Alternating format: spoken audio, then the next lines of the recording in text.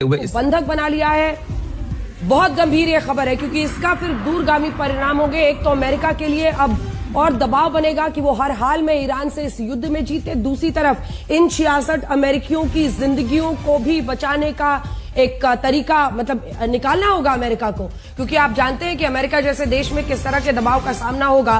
66 अमेरिकियों को बंधक बनाने की बात है और मुझे लगता है कि अब मतलब आप अटैक तो कर रहे हैं लेकिन अब इनको भी तो यूज करेगा ना, एक लेवरेज की तरह ईरान यूज करेगा अगर वाकई ऐसा है। हालांकि अरागची का अभी तक का नजरिया देखकर मुझे नहीं लगता कि परोक्ष रूप से वो इसको स्वीकार करेंगे। देखिए, मुझे अंजना 1979 की वो बात याद आ जाती है जब इसी तरीके से ईरान रेवोल्यूशन हुआ था और 79 के अंदर ही ईरान के अंदर मौजूद अमेरिकन एम्बेसी में भी ऐसे ही कई लोगों को अपनी हिरासत में रखा था। 1.5-2 साल तक लगातार एम्बेसी के लोगों को ईरान ने अपनी कैप्चर रखा था, उनको लगातार अपनी कस्टडी में रखा और अमेरिका ने कई बार मिलिट्री ऑपरेशंस करने की कोशिश की लेकिन विफल हो गए। तो मुझे लगता है एक बार फिर से करीबन 47 साल के बाद लगभग वही हादसा वही आप रिपीट होता देख रहे हैं, लेकिन इराक के अंदर, वो भी इरबिल के अंदर। और ये संभावना अमेरिका को पहले से भी पता थी। मुझे याद है कि अमेरिका ने पिछले 1 साल से ने वहां पे से सैनिकों की मूवमेंट शुरू कर दी थी। वहां पर कम सैनिक रखे जा रहे थे, कॉन्सुलेट में कम लोग रखे जा रहे थे, लेकिन फिर भी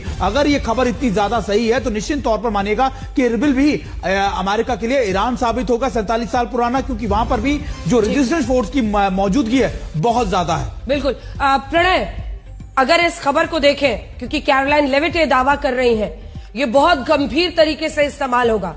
अगर ईरान पता नहीं परोक्ष रूप से सामने आकर इसको स्वीकारेगा नहीं या नहीं करेगा, लेकिन कैरोलाइन लेविट यह दावा कर रही है कि ईरानी आतंकियों ने 66 अमेरिकियों को बंधक बना लिया है तेहरान में और अब अमेरिका पर भी जबरदस्त दबाव।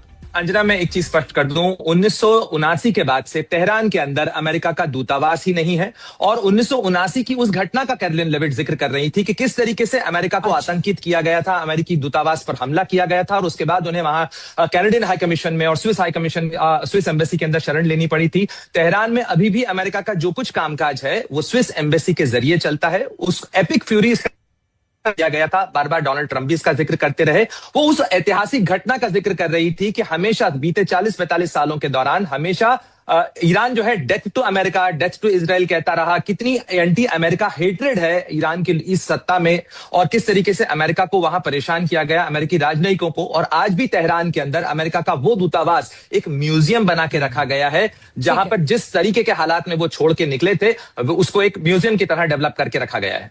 तो अपने दर्शकों को एक बार फिर से बता दें, हमें खेद है ये खबर गलत तरीके से इंटरप्रेट करके आपको दिखा दी गई है। दरअसल कैरोलाइन लेविट जब ये प्रेस कॉन्फ्रेंस कर रही थी तब वो पुरानी घटना का जिक्र कर रही थी कि तब ईरान ने ऐसा किया था।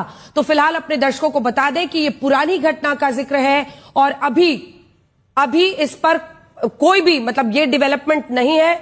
एक बार ये खबर प्लीज हटा लीजिए, ये खबर प्लीज हटा लीजिए बीच से। अपने दर्शकों को बता दें कि वो पुरानी घटना का जिक्र कर रही थी। अभी कोई अमेरिकन एम्बेसी वहां पर है ही नहीं तेहरान में, तो ऐसा मुमकिन ही नहीं है कि वहां पर कब्जा कर ईरानी आतंकियों ने क्या हो। ये पुरानी घटना का वो जिक्र कर रही थी बताने के लिए कि ईरान किस तरह की पॉलिसी पर चलता है और ईरान में कैसे आतंकियों ने उस वक्त लोगों को किया था। धन्यवाद। चैनल को सब्सक्राइब करें, लाइक करें और दोस्तों को शेयर करें। ब्यूरो रिपोर्ट मीडिया बात 7 न्यूज ब्रॉडकास्ट निष्पक्ष और दमदार आवाज भारत की।